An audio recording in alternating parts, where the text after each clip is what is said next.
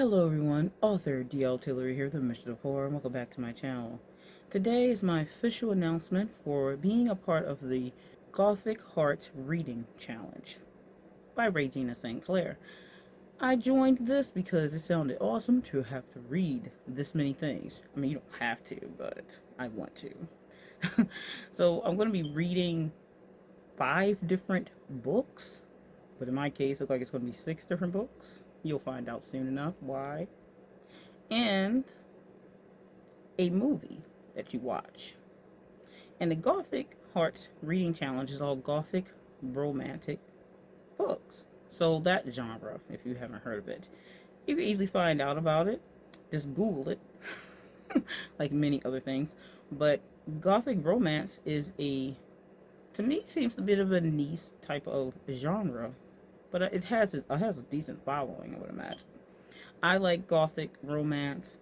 I've read it a long time. So this was an awesome challenge that I would definitely want to be a part of. If you want to join, do feel free to do so. It's open to everyone.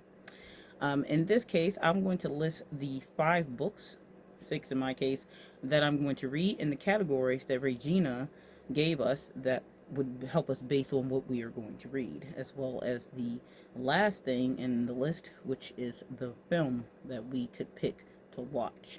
So let me go ahead and get into reading what these categories are. So the list reads: Number 1, read a classic Gothic romance novel or short story written before 1950. I picked Castle in the Swamp by Edison Marshall. Actually, I have the physical copy. I had to order this. This is very hard to get because you could not get the ebook version of this. So it is very old. I'm going to have to be super careful, like super careful when I'm reading this because the pages are like brown and old, which is really cool. But you can tell you need to be careful because this is before 1950. Okay. I believe it was like 1943 or 48 or something like that he published that one. It's so old, it doesn't have the print on there. I had to Google the publishing date to find it. Number 2, read a Massmarket paperback novel or short story, lady running away from a castle type book. So we need to look for something that was like that. The year didn't necessarily matter.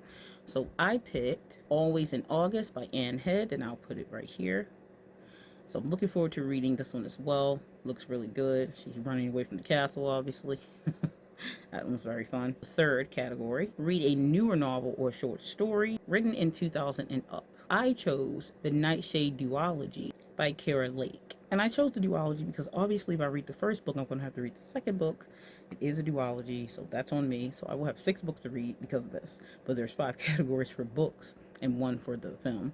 So, but I'm gonna have 2 in this one category because it is a sequel, and I probably really want to know what's happening when I talk about it. So, 4th category, read a queer main character LGBTQ plus novel or short story. I chose Castle of Bones, Gothic romance standalone novella by M. Cato. The cover on this one is freaking awesome.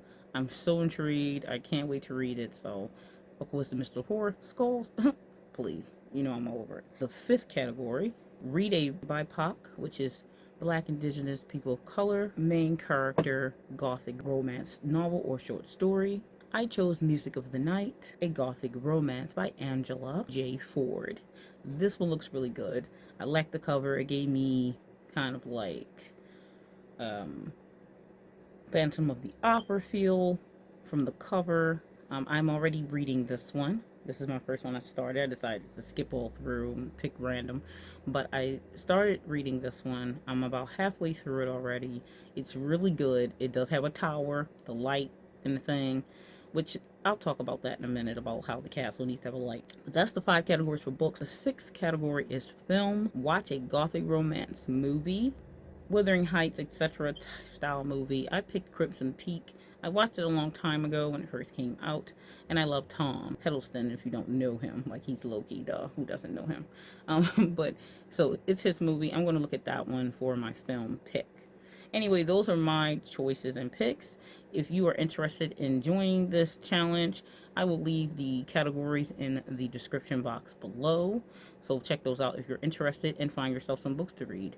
You can pick from the category. Now, if you want to try to find some Gothic romance stuff that you don't know, you can Google it. You can also go on Amazon and type it in, but you do have to be careful about which ones you pick, because sometimes people may put something under Gothic romance and it might not actually be Gothic romance. So the castle on the cover kind of gives it away. Some of them don't have castles on the cover, or a woman running away from a castle or anything like that. So you might want to Google it just to see. Maybe like if you're looking for certain years, you can Google Gothic romance novels published blah blah blah. That might actually be easier, and then you can look it up on Amazon and see if you can find it in ebook or paperback. Up to you which way you go. Anyway, those are my picks. I'm excited about that. This is the only physical one that I have in my possession. The other ones I own ebook. I am a physical book type of reader, but I could not buy all those. I do have plenty of Gothic romance, but I wanted to try some new stuff. So this was a good chance to do that, and not stuff I've already read. So this one looks really good. So I'm going to be digging into this one probably second after I finish Music of the Night. So I really can't wait to do this. And the thing I wanted to talk about the castle and the light, supposed to be a light.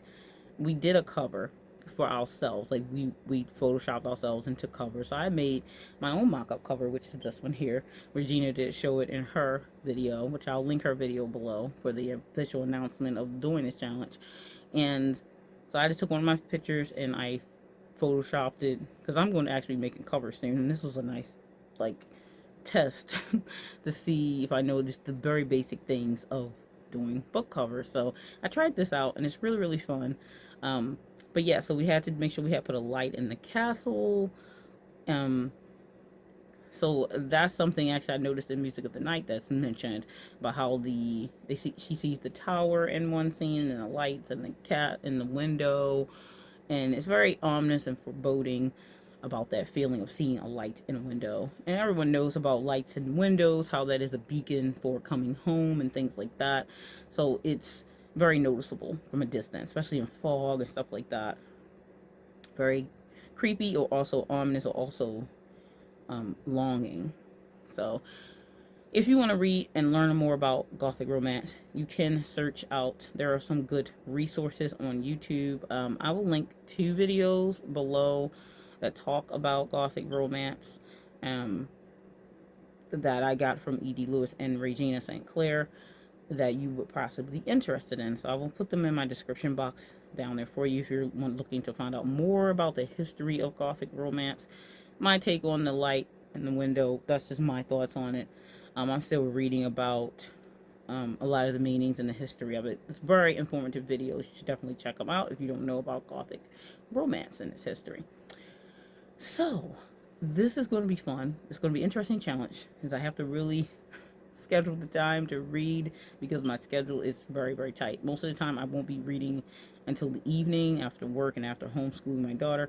So it's going to be like in bed trying to read. So I have been making time, which this is why I wanted to do the challenge, so I could make more time to read again, because in my writing world and being an author, I don't tend to read when I'm working on writing a new story or something like that. So since I'm not currently writing at the second, then I can read in between of my writing. The first time that I'm actually reading while I'm working on projects. So this will be interesting.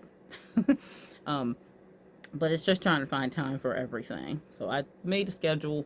So fingers crossed that I can keep everything together and get everything read. I think I will, because I'm almost finished the first book, so that means I still have like 5 to go.